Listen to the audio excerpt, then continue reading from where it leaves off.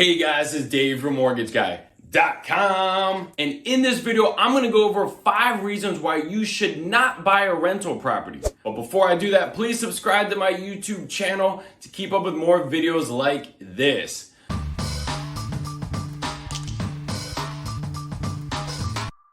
So look, before we get started, I own rental properties. I'm a firm believer in owning real estate. It's a great investment, maybe the best investment. But if you don't have these 5 things covered or prepared for them, you may want to not buy a rental property until you do. And I want to break these down. Number 1, do you have additional cash for any work or improvements the home is going to need after you buy it? Okay. If you're looking at going, well, hey, I only need $50,000 for closing and I have $50,000, perfect, I'm going to buy a rental property. Horrible idea.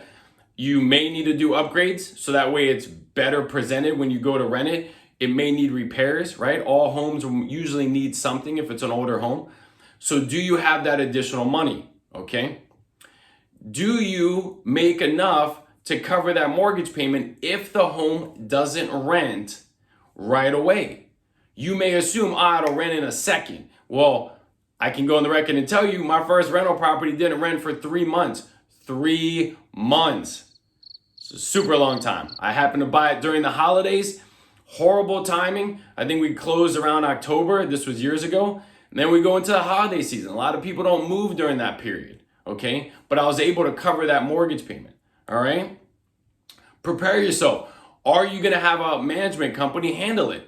Right? Is it something you want to mess with? I personally know that I don't want to mess with it. That kept me from buying rental properties sooner. So I got a management company to handle it for me. That allowed me to scale and buy more because I'm not following up on rents and they got a phone call on the toilet and all this little stuff, right? And so that's another one to keep in mind, okay? If you're a believer that you want to monitor your investments, there's people who want to monitor their stocks and my stocks are up, my stocks are down, this and that. Real estate is not that, okay? Because you're going to have a repair come up, right? Your home's value may not be changing on a regular basis. It's going to be a yearly thing. And there may be years where the value only went up a little bit, okay? So if you're one who has to be able to do that, this isn't the investment for you. Real estate is a long game, okay? You also want to make sure that you don't fall for what you think is a deal when you really haven't done your due diligence, okay? And I see this in a lot of examples. One is, it's a great deal because it's underpriced. Well, are the rents going to cover your mortgage payment and are you going to make money off that? Because if you're losing money on that and the house was a deal, is it still a deal, right? Do you know what the home would really rent for in the market? One may have rented for $2,000, but that home could have been bigger, nicer, bigger yard, right? And so would yours rent for $2,000 or $1,800? That messes with your numbers. That's why you absolutely have to use a realtor who's going to help you with this and also be able to pull the data for what homes are renting for and advise, hey, I think it would rent for X. You should do this, okay?